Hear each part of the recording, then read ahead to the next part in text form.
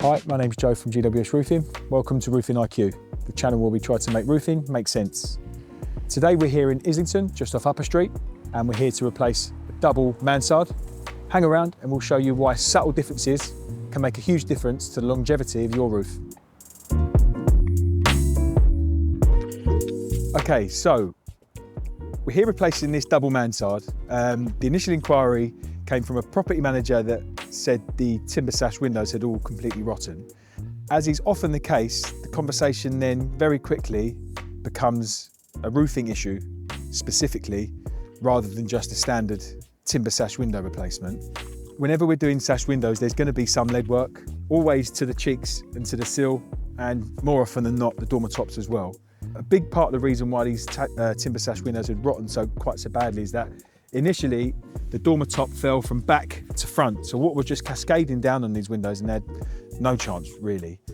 So whilst we had the opportunity to, all four dormer tops, we've changed the falls, so they fall front to back instead, just to try and take some pressure off.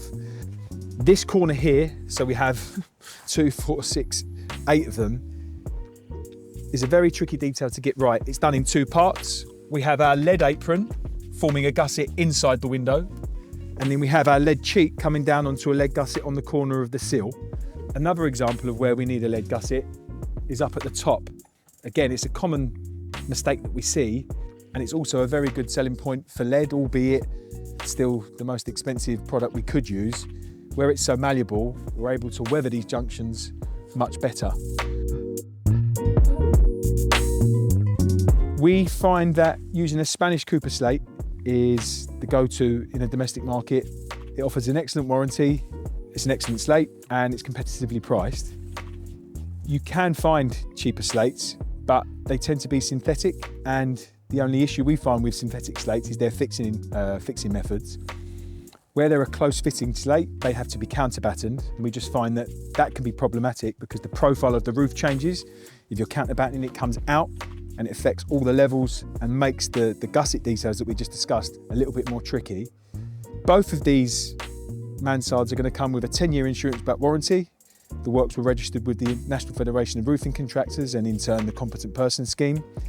We have 75mm insulation here within a 100mm rafter maintaining the 25mm air gap and a Clobber Permo air membrane. We've managed to get an E-vent at the bottom. So using that membrane, we know we don't need then an additional layer of ventilation at the top. The reason why that's been handy is that we've been able to save and maintain this apron. If we needed to disturb it any more, that would then meant we needed to disturb the main crown flat roof, which we didn't want to do because there was a warranty still serving on that piece of work. So regarding the scaffolding, as is often the case in the domestic market, it's open to interpretation on what scaffold we believe to be fit for purpose.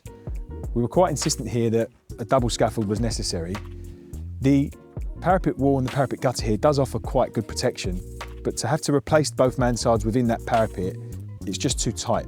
The scaffold provides a nice wide platform for us to be able to put our gear on and work quickly to keep the roof watertight as we're working without a temporary roof. But it's also just as much for protection for pedestrians as it is ourselves. We've got 3 front doors here, and even as I'm speaking, there's a lady walking past with a buggy. So that scaffold is, as I say, protection for pedestrians as much as it is for the contractor.